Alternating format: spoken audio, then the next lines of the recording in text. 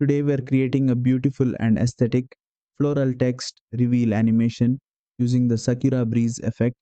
This animation makes your text appear gracefully as pink petals and leaves float across your screen.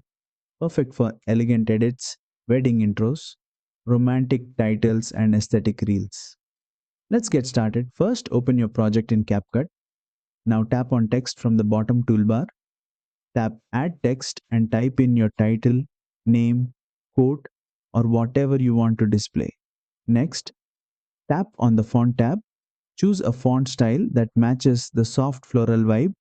Thin, elegant, calligraphy, or serif fonts look especially beautiful with this effect. Once you're happy with the font, go ahead and select the Animation tab. Under the In section, scroll until you find Sakura Breeze. Tap on it and you'll instantly see your text appear with floating cherry blossom petals and leaves drifting from the sides, creating a gentle, romantic reveal.